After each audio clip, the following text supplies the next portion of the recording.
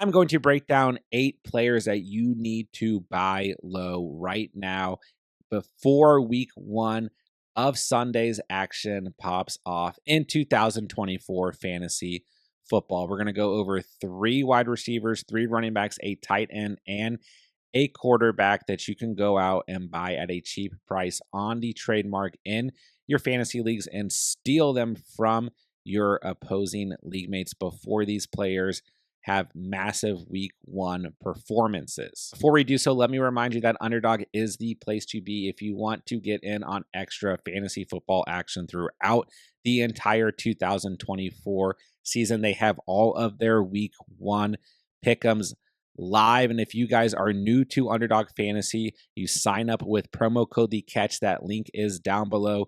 And you do so by today, you are going to be gifted a free Jalen Hurts pick'em that you can pair with any other pick'em on Underdog. That's going to be Jalen Hurts over half of a total yard. You can pair that with any other pick'em on Underdog. Plus, you are going to receive a 50% deposit match up to $1,000 on Underdog when you use promo code The Catch. So be sure to claim that free Jalen Hurts over half a total yard pick him, and on top of that, get up to $1,000 in bonus cash to use on Underdog Fantasy. Let's break down these buy low trade candidates. All right, the first wide receiver that I want to go over for today's list is T. Higgins of the Cincinnati Bengals, who will be facing the New England Patriots at home on Sunday. And Higgins is a player, didn't hit even 700 receiving yards last year, just 5 receiving touchdowns, was banged up a little bit throughout last season. Then he never had Joe Burrow fully healthy last year as well. So heading into week 1 of the 2024 season,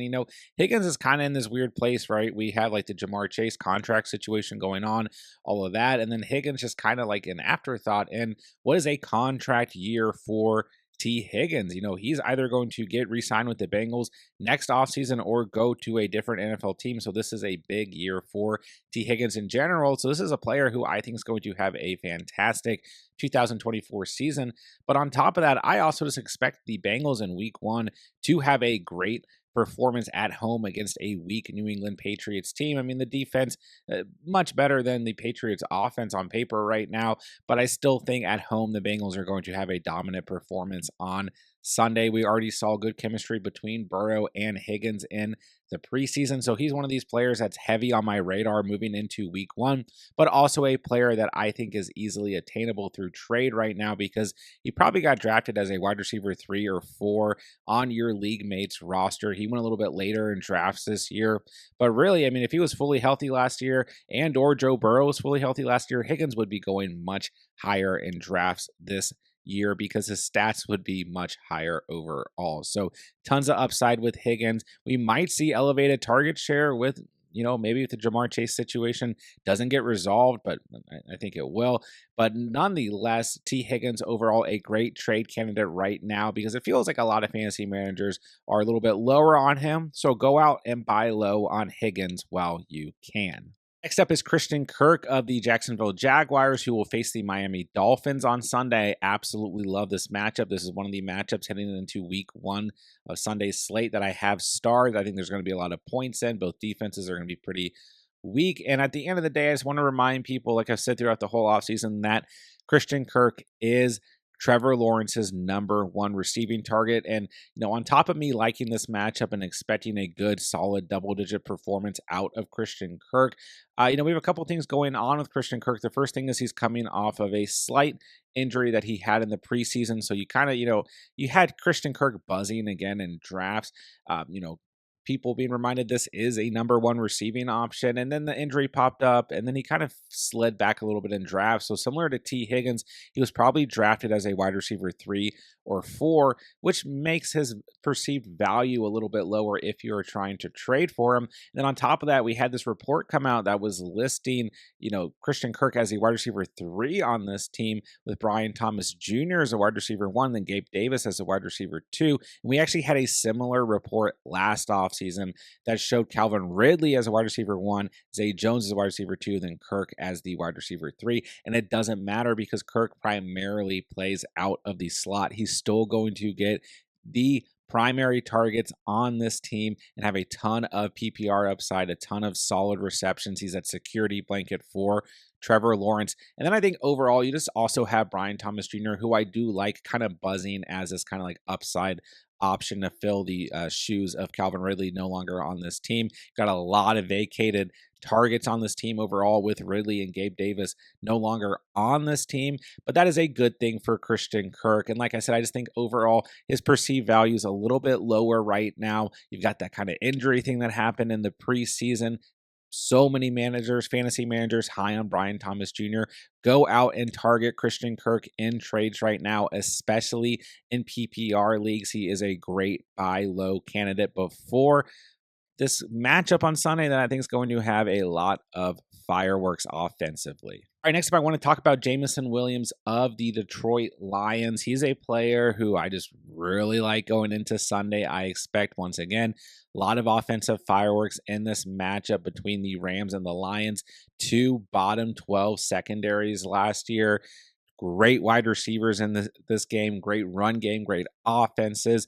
I think we're going to see points scored in this game for sure. And I think this is going to be the season where Jameson Williams really fits into that wide receiver 2 role for the Lions, because they don't really have any choice. Yes, I mean, obviously, Amon-Ra St. Brown, is a wide receiver 1. And yes, Sam Laporte is a technical wide receiver 2 on this team. But in terms of pure wide receivers, not tight ends, Jameson Williams is going to fit that role. We saw great chemistry between Goff and JMO in the playoffs last year and towards the end of the season. All the coach speak has been so positive around Jameson Williams throughout the offseason. As long as he's healthy, he's going to be a heavy part of this Lions offense. This is a great matchup in week 1 for JMO to really shine. I do think he will be heavily involved. And then once again, I mean, I think you had a lot of fantasy managers like Jameson Williams at his ADP, but now that it's time to set those, final week 1 rosters, I think a lot of people are just kind of leaving Jameson Williams on the bench to see kind of what happens. They know the upside's high, but they don't really have the confidence to put him in starting lineup. So I think he's really easily attainable through trades right now. If you're looking at kind of more wide receiver heavy teams out there in your leagues and they own Jameson Williams, I think he's an absolutely great buy low candidate. Go ahead and get a piece of that upside. Throw it on your bench. Take it away from one of your opposing league mates. All right, first running back I want to talk about is DeAndre Swift, who has been, one of these names in the offseason that people have just been so scared of. He really fell back in drafts after a solid fantasy year last year where he averaged 12.5 fantasy points per game, and now he's on the Bears. We got Khalil Herbert there. We got Roschon Johnson there. They were getting touches in the preseason. We saw them spell DeAndre Swift after he came out with the starters in preseason, but I still stand by the fact that I think DeAndre Swift is hands down the most talented running back on the Bears roster, and that's going to shine through in this new Bears offense led by Caleb Williams. He's the best receiving back on this Bears offense as well. He's got the most PPR upside of any running back on this Bears offense, hands down. I think we're going to see him get very involved in this matchup against the Titans, and I won't be surprised if he is the primary running back when they are in the red zone as well. So once again, I think DeAndre Swift, just a guy in drafts who kind of fell, who kind of got drafted as an RB3 or maybe even potentially an RB4. And I think he's sitting on a lot of fantasy managers' benches right now because they just don't have that pure confidence to go ahead and put him in their starting lineup. So I don't, necessarily think the ceiling's crazy high with DeAndre Swift or anything. There's a lot of mouths to feed in this offense, but I do think there's too much talent here, too much PPR upside, and I still think he's going to get plenty of red zone work throughout the year. And I think at home here in week 1 for the Bears, that stadium's going to be going wild. Caleb Williams' first ever start. The fans are going to be going crazy. I expect offensive points for the Chicago Bears in week 1. And I do think DeAndre Swift is going to be a huge part of that picture. So while DeAndre Swift is sitting on one of your league mates' benches going into week 1, go ahead and take advantage of that. He is a great buy low candidate at the running back position as we approach week 1. All right, next up is my guy, Zamir White, going up against the Chargers on Sunday. I think this is going to be a gritty game. pound the football, run the football on both sides here. Not necessarily the best quarterback play in this game, especially from the Raiders. And I'm not down on Justin Herbert, but we know he's just coming off of that foot injury. And we know that Jim Harbaugh offense is going to run the football first. And I think that the Raiders are going to come out and have to run the football first with Gardner Minshew at quarterback. And Zamir White is in line for all of those touches. He is the true workhorse running back for the Raiders. I won't be surprised if he comes out of this matchup with double-digit points overall in fantasy football. But I think the interesting thing here is Zamir White was drafted so late in drafts that he is once again going to be sitting on a lot of fantasy managers' benches. He's a guy who in the offseason, I think a lot of people liked drafting because he came so cheap. The draft capital was so low overall where you had to draft Zamir White that now we're sitting week one lineups. People are kind of saying, well, I like Zamir White. He's a good bench piece, but he's not necessarily going to be my RB2. So I think he's sitting on a lot of fantasy managers' benches, and this is the time to aggressively go out and get him, or maybe not aggressively. I think you can still buy him low. That's the point of this video. And at the end of the day, Zamir White is going to be a workhorse running back and get all the touches for the Raiders. So before we see that actually happen on Sunday against the Chargers, go ahead and try and make some offers to get Zamir White at a lower value while you still can. All right, last running back I'm going to mention is Raheem Mostert going up against the Jacksonville Jaguars on Sunday. I already talked about this matchup earlier when we talked about Christian Kirk, but I expect a lot of points scored by both offenses in this matchup. And I really like Raheem Mostert going into this matchup. I talked a lot about this throughout the preseason. Raheem Mostert's just not going to completely disappear from this offense. Yeah, like all the upsides there with A-Chain, I get it. A-Chain is the upside pick, the player who went earlier in drafts. But Mostert, a guy who just started to really fall back in drafts after scoring 21 total touchdowns last year. I think Mostert might actually have a better chance to score a touchdown in week one in comparison to Devon A-Chain.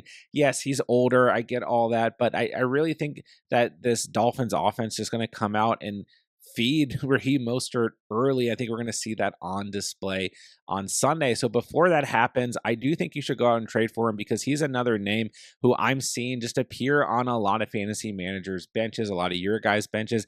Then I think you also have an interesting situation where a lot of people who drafted Devon A-Chain also went out and drafted Raheem Mostert. So, take advantage of that because what I'm seeing are there are a lot of fantasy managers who did that and now they're not confident enough to start both running backs here in week one. So they're kind of like just looking at Mostert as a handcuff, or maybe he's kind of clogging their roster. And maybe they want to kind of diversify their roster from the Dolphins offense a little bit. So if you see that, I do think that is a good type of team to target. But overall, I think Raheem Mostert is going to be, like we talked about with the last two running backs, sitting on a lot of fantasy managers' benches going into week one. So while he's still doing so, and before we see the Dolphins feed him early in the season, go out and buy him low while you can, because I really don't think that timeline is going to last too long. All right, the tight end that I want to talk about today is Kyle Pitts of the Atlanta Falcons, who will face the Pittsburgh Steelers on Sunday. And really, this isn't as much due to matchup for me, although I do think the Falcons are going to have a very good day, both offensively and defensively at home. And this new kind of regime, this new era with Kirk Cousins at quarterback, no more Arthur Smith offense, all that stuff. And I do think Kyle Pitts going to come out of this performance with a solid fantasy performance. But the important thing here is we randomly had Kyle Pitts pop up on the injury report, dealing with a hamstring injury in practice. Didn't turn out to be a huge issue. He missed like 2 plays in practice. But I can tell you guys for sure, there are fantasy managers already panicking about Kyle Pitts, and that's what we want to try and take advantage of here. We still know the talent that Kyle Pitts brings to the table. He's got Kirk Cousins throwing to him now. This offense, like I just mentioned, going to look very different this year. We all know the reasons why we want Kyle Pitts on our fantasy teams this year, but I do think this is going to be a really limited kind of time frame where you can go out and buy Kyle Pitts at potentially the lowest price that you can throughout the entire season. So you want to specifically be looking for managers who were spooked about this random Kyle Pitts hamstring injury that popped up, who maybe think it is going to be a long-term nagging injury, and go ahead and use that to your advantage and buy Kyle Pitts low for that reason. Like I said, I think he'll have a solid performance Sunday because I expect the Falcons overall to have a solid performance Sunday. But the key indicator here is looking at that hamstring injury and using that to your advantage when you are trying to trade for Kyle Pitts heading into week 1. All right, last but not least, if you need some quarterback depth, maybe you just drafted Jaden Daniels or Anthony Richardson, you're a little bit worried about the stability of those guys in terms of their potential to get injured. Maybe you just punted the quarterback position completely and you're not fully confident in the late round quarterback that you got. Well, let me remind you that Jared Goff has been a top 10 fantasy quarterback 2 seasons in a row. And we mentioned this matchup Sunday against the Rams earlier when we talked about Jameson Williams. But I really think that Goff is going to remind people on Sunday night why he is such a consistent fantasy quarterback since he has come to the Lions and really gotten used to this offense and as this offense has flourished as a whole. So I, expect Goff to come out of this performance.